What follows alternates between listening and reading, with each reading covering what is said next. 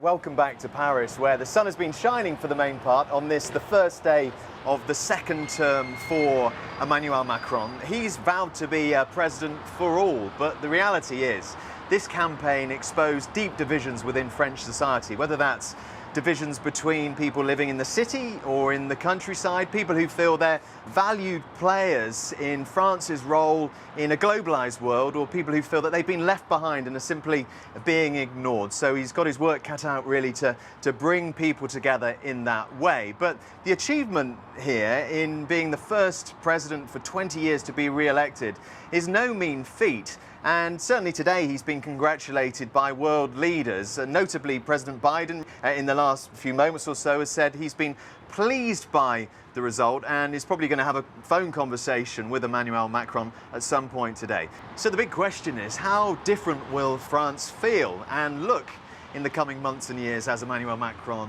starts his second term in office? Well, with me now is Roger Cohen, the New York Times' Paris bureau chief. Really good to see you, Roger. Thanks for coming in today.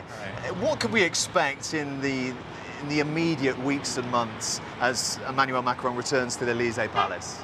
Well, I think President Macron realizes that there are sections of French society that were neglected, rural areas, blighted suburbs of cities, and that he has to reach out some.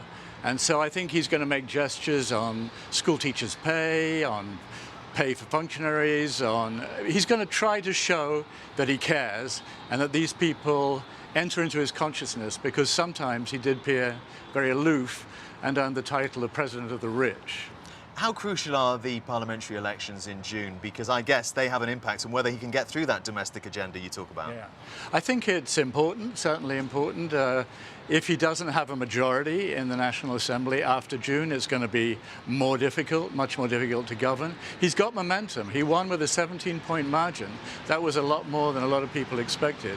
So it's possible he'll retain a majority, but it's by no means certain. And in that case, life will get more difficult for him. You've been following French politics for more than 40 years now. Yeah. Can you just take us back to last night? How significant was it? Should we be dwelling on the fact that Emmanuel Macron was re-elected, the first time a president's been able to do that in 20 years, or that the far-right vote has reached an unprecedented level?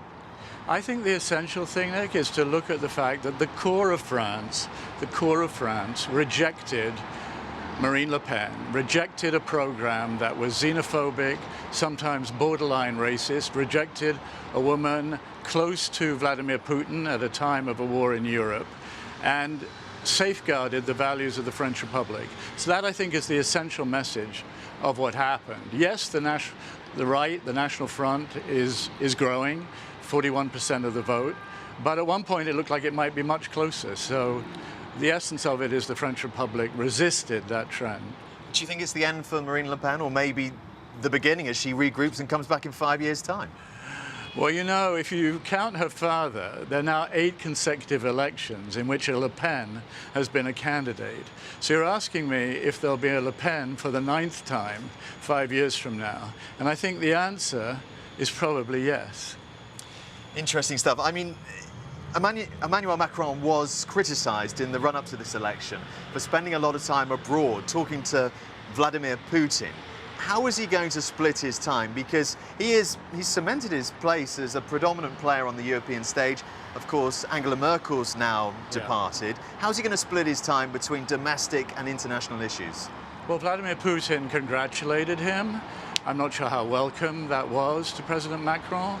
I think he's realized that he has to focus on France, that there's a lot of dissent and anger in French society.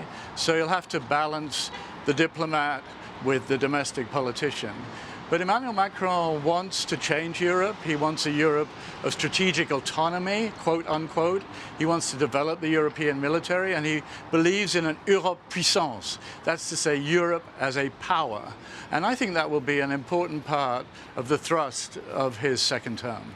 Roger Cohen from the New York Times, the Paris bureau chief. Thank you very much for joining us.